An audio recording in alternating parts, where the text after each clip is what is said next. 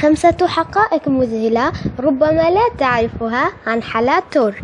معلومة وقد يتجاهلها الكثيرون هي أن حلا ترك في نيتها الاعتزال عن الغناء قريبا. راح أوقف لأنه خلاص يعني أنا بديت الغناء لما أنا كان عمري 3 سنوات وبعدين الحين قاعدة أستمر، بس بعدين لما أكبر شوي خلاص راح أوقف غناء. راح أدرس إن شاء الله دكتوراه أسنان.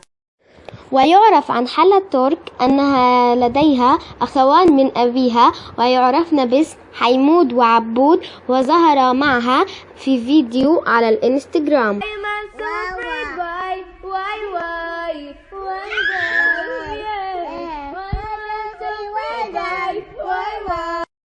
شلونكم؟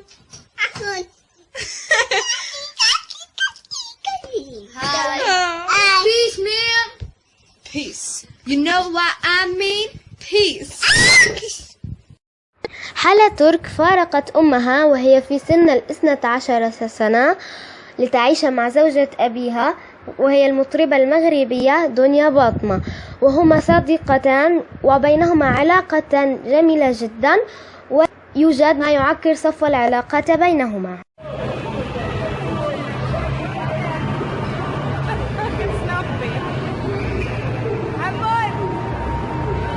رجلك كذا وحط الثانية كذا وسوي براسك كذا بربس.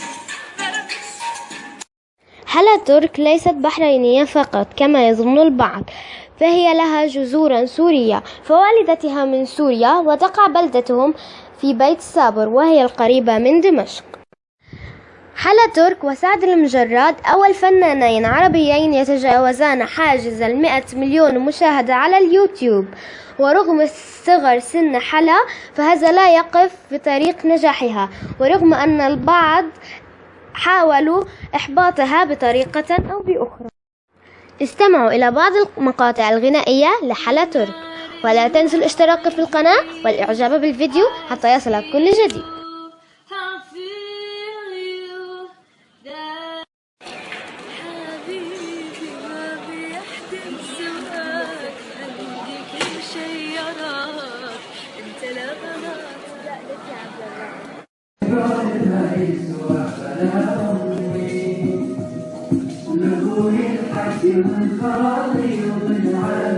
لأن تأثرت بالأغنية، الأغنية تخليني أبكي، أنا حساسة.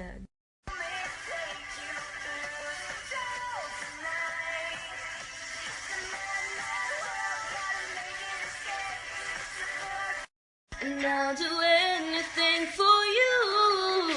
Oh baby, I'm crazy for you. Who knows what I'd do? I'd even